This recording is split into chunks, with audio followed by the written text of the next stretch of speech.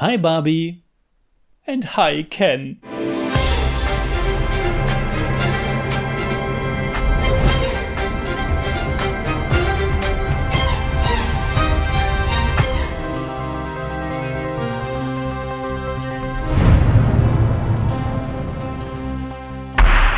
Servus Freunde, my name is Jimmy Cage and the Barbie movie directed by Greta Gerwig, written by Greta Gerwig and Noah Baumbach and starring Margot Robbie and Ryan Gosling as Barbie and Ken sure sounds like the perfect combination.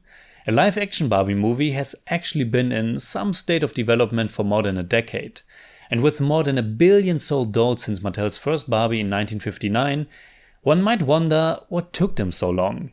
In the animation sector, there actually has been more than 40 movies already, but this is the first attempt not only to do it in live action, but also to give it another spin.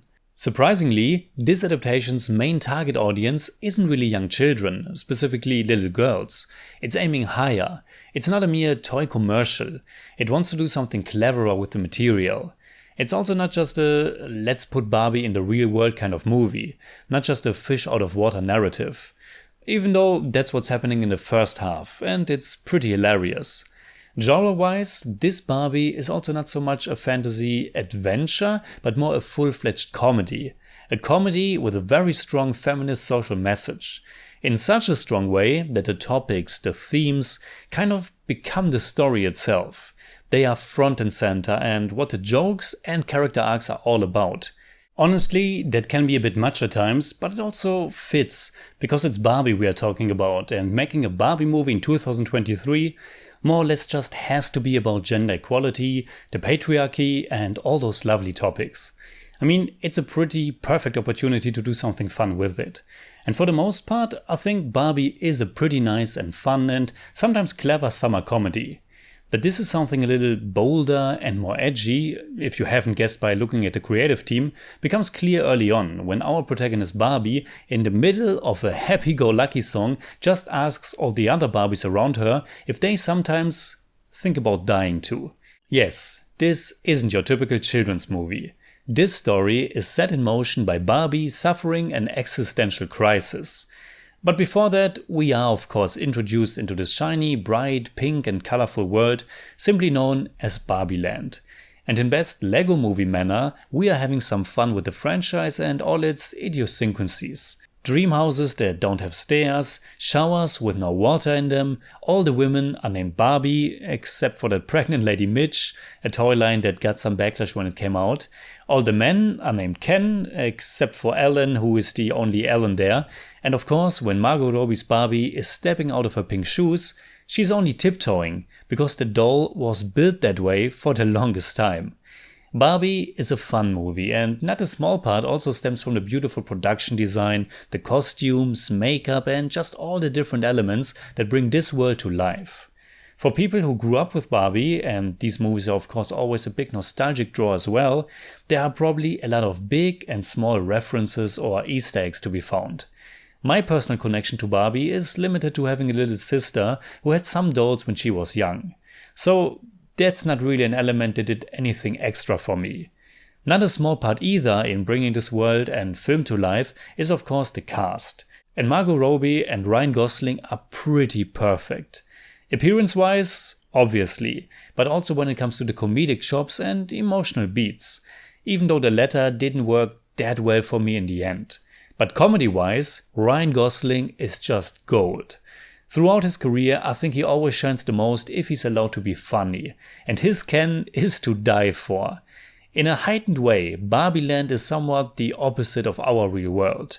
Here, it's all about the women. The Barbies are the stars, the main attraction, the ones in charge, the ones with the great jobs, the big dream houses, the constant girls' nights, and so on. The Kens were designed to be attachments, not much more than glorified doofuses to some degree. And having Ryan Gosling play such a character is just hilarious. He wants nothing more than Barbie's attention. But she's just not that interested, especially now that she began to wonder about life and death. The plot thickens and the themes thicken when she embarks on a journey to the real world, which isn't that hard. You just have to drive a bit with the car, then a while by boat, a short road through space, And finally with roller skates before you arrive in Los Angeles. And with this being a full-on comedy, the fun and silliness and absurdity of their world isn't really limited to Barbie Land, which is probably the most obvious once the CEO of Mattel is introduced, because he's played by none other than Will Ferrell. And it's another one of those really outlandish, but here also quite charming and almost adorable Will Ferrell roles. Surprise, surprise, in the real world, the CEO of Mattel and all other important people in charge are all men.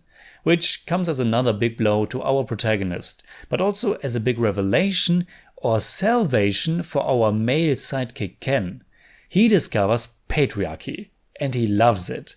And when Barbie returns to Barbie Land, the movie's doing a nice little Back to the Future Part 2 variation that's really a lot of fun. In general, it's nice how openly the movie plays with the whole gender topic, even though not all of the gags worked for me. Comedy, as always, is super subjective, and while most jokes worked fine for me, some just fell flat. Be it because I thought the 2001 and the Matrix references are just a bit overdone and tired in 2023, be it because I thought some punchlines were super obvious, or because something just wasn't for me. On the other hand, I definitely laughed out loud a few times as well, mostly when it's something with Ryan Gosling, but also when the movie goes that extra step and throws something quite unexpected and crass in there. I'm also always a sucker for some fun song sequences, and the movie has a few of those. I think the overall pacing could have been a little bit faster, the runtime of almost 2 hours felt a bit long at times, and especially the last segment is a bit too drawn out. Especially the emotional part, when the joke density is stretching a bit thin. The emotional foundation and the mother-daughter relationship introduced felt a bit too simple. Which is alright for a comedy like this, but it was just not as special or emotional as I hoped for. Towards the end, I also had kind of enough with the whole patriarchy/empowerment angle, because it was so front and center, but maybe also because it comes across as a bit muddled or oversimplified. But then again, I understand it in light of this being a lighthearted comedy that is just having fun with the material and how you can look at it through today's perspective. So in the end, Barbie didn't completely wow me, but it has enough to make it a fun and clever enough comedy and twist on the world's most famous doll. So in German I'd say, eine lustige und clevere Komödie und Spieler der berühmtesten Puppe der Welt. Super zum Leben erweckt durch Sets, Kostüme und alles was dazugehört und mit einer bezaubernden Margot Robbie und einem absolut urkomischen Ryan Gosling. I give Barbie 7 out of 10. It's more like 7.3, but I don't do that.